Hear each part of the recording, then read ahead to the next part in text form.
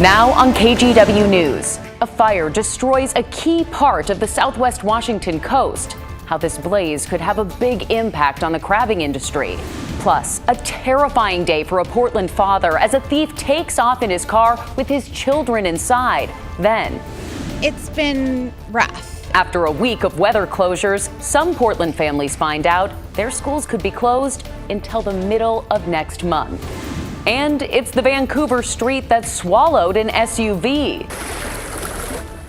The temporary fix and plans for a more permanent improvement.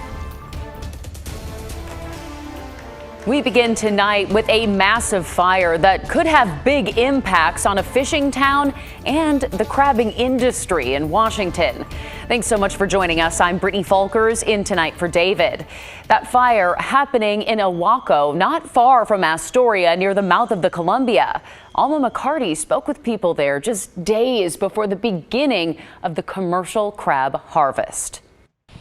On Monday, firefighters spent hours battling flames at the port of Ilwaco, specifically at Ilwaco Landing.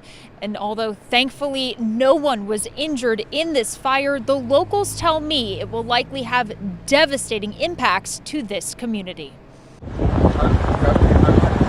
This town, Ilwaco, is a fisherman community. It's crabbing and fishing. Every single family, and if almost every single family here, is affected. I mean, if they're not fishing themselves, they know somebody that is. Just before 11:30 in the morning, firefighters first got word of an electrical fire. The dock that's totally gone now, and then the cannery, I kept hearing that the Ilwaco Landing just kept pieces of debris falling into the water, and they were hearing the splashes and pictures of it just slowly coming down. According to the Pacific County Sheriff's Office, crews worked tirelessly to reduce the loss, but the facility and the pier could not be saved. We don't know how it started, but this is going to be a big impact on the crabbing industry. Also lost to the flames, numerous crab pots like these set out on the docks ahead of the commercial crabbing season. They're roughly a couple grand a piece, and you're looking at, I'd say, at least 10, 15,000 pots. These men and women, these fishermen that are going out next week, to this is affecting their whole entire season. This is affecting their life. Locals say they're heartbroken by the loss and what it might mean long term. Earlier in the day, there was hope. Hey, how bad is it? It's bad. And then as the day got further on, then you could see that hope turned into, what are we going to do? But they also say this town is resilient and that they will band together to rebuild. That's what we do best around here. That's why we love the small town, for sure. Officials say fire crews will remain on scene through the night to make sure that the fire does not spread to any other structures. We will be sure to update you as we learn more. For now, in Ilwaco, Washington, Alma McCarty, KGW News. Let's get you caught up on tonight's other headlines now. Sheriff's deputies in Tillamook County are looking for the driver of this car that wound up upside down and on fire in the middle of a landslide. It happened early yesterday morning on Sand Lake Road. It's been closed for a month for a slide, but the driver removed the barricades and drove straight into the hole. About an hour after the crash, the owner called police saying their car had been stolen. Crews in Vancouver have filled a sinkhole that developed over the weekend. Early Saturday morning, an SUV fell into the 4-foot deep and 10-foot wide hole at Washington and West 30th Streets. The people inside were able to get out safely. This temporary repair makes it safe for drivers to go over the road, but it will have to wait until the spring to be paved over fully. And Amtrak train service is expected to be restored tomorrow morning after a landslide near Kelso suspended service between Portland and Seattle. Passengers on a train last Friday say they ended up getting stranded for hours after their train had to turn back, and Amtrak told them shuttle buses wouldn't be available. Buses have been running the rest of the weekend. Amtrak says train service will be back starting at 10:45 a.m. Well, now to a terrifying afternoon for a local father. Police say a woman stole his car while his 2 kids were inside. Catherine Cook is here with the latest on this case. Catherine. Brittany, the kids ages 9 and 11 are safe tonight. Just before 3, police responded to North Interstate Avenue near Deacon Street. That's where they say a woman had stolen a car with the kids inside. Police say the kids' dad had left the car running while he ran into a business. When he came out, police say he saw the woman jumping into the driver's seat.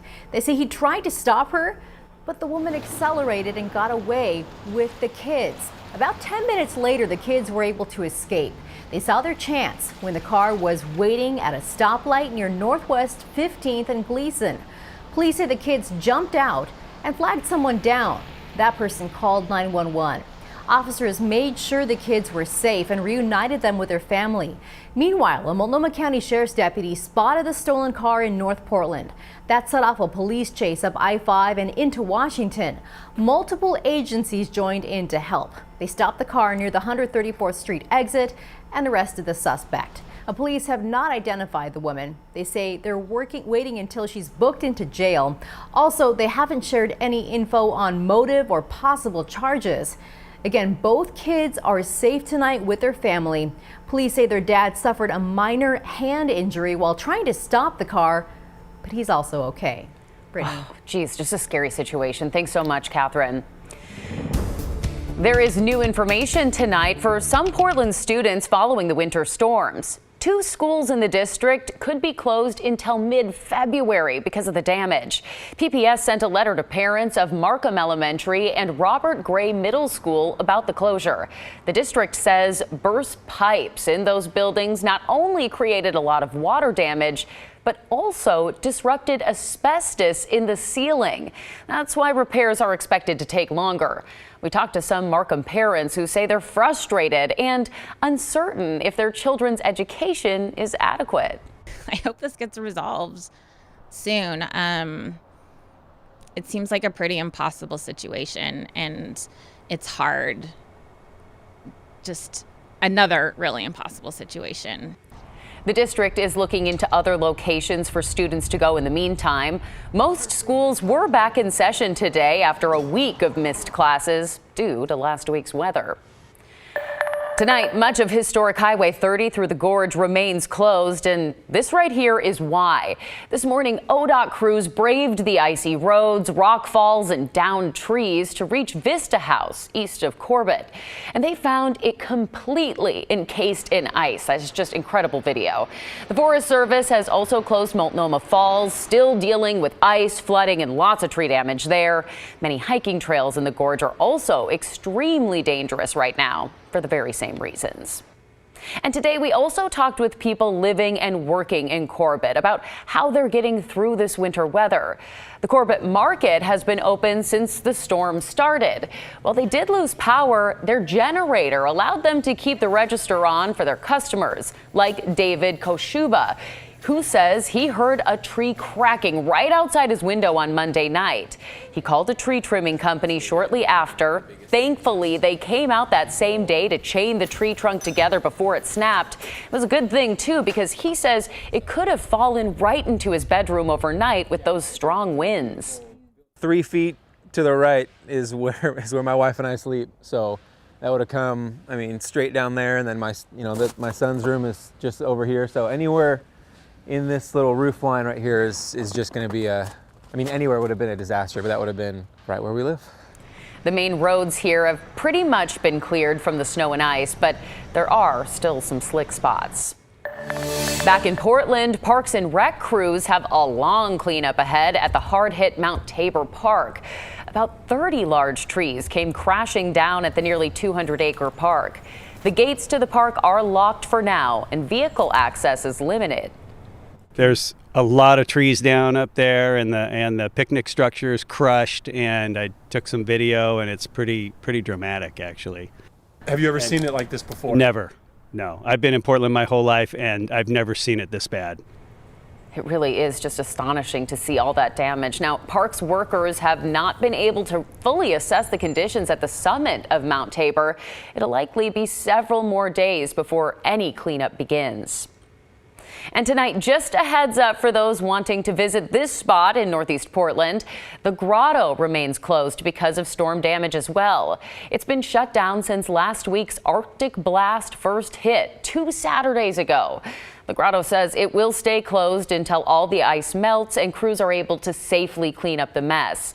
Updates on reopening will be posted to the grotto's Facebook page. You're watching KGW News at 11. And still ahead, Portland police need your help finding the people who set construction equipment on fire that was meant to build a homeless campsite. Plus, a major milestone in the biggest dam removal in history, happening right here in the Northwest. I'm Matt Safino. It's been a rainy night in Portland. It's 42 at the airport. We're 51 in downtown right now. The Cascades, the snow is flying yet again. There's been 3 inches new today up at Timberline. I'll let you know if the gorge will look more like this or more like Portland as we go through the rest of the week.